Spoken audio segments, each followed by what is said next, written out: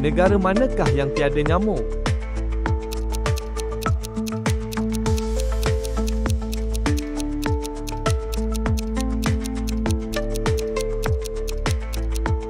Jawapannya Iceland.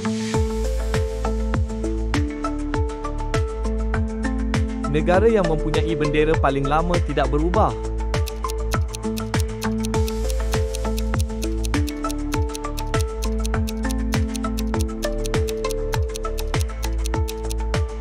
Jawapannya Denmark.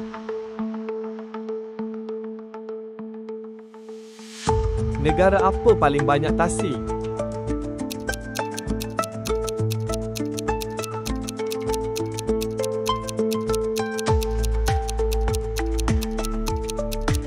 Jawapannya Kanada.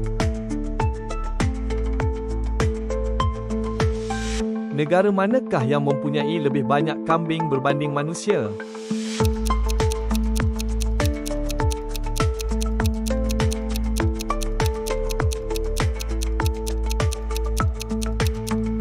Jawapannya New Zealand. Negara dengan suhu paling sejuk pernah dicatatkan.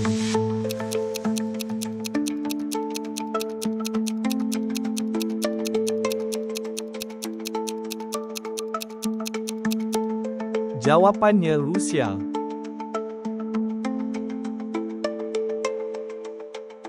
Negara yang paling kecil di dunia.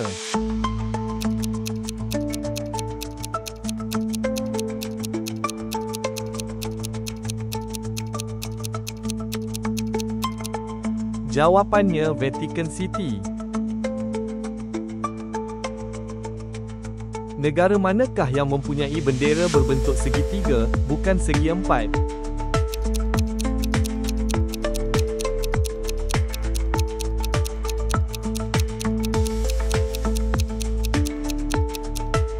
Jawapannya Nepal.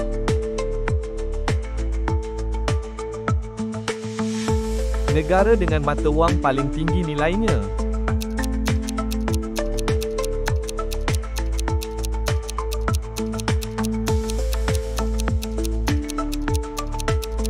Jawapannya dinar Kuwait.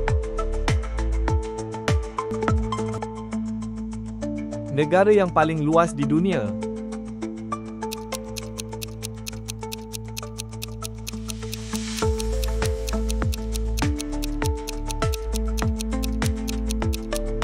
Jawapannya Rusia.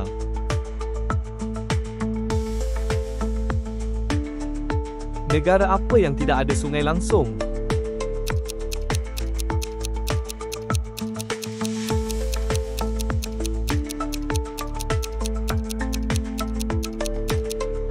Jawapannya Arab Saudi.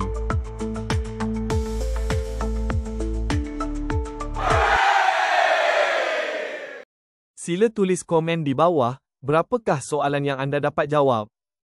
Jangan lupa like dan langgan channel ini untuk lebih banyak kuis yang akan datang. Terima kasih.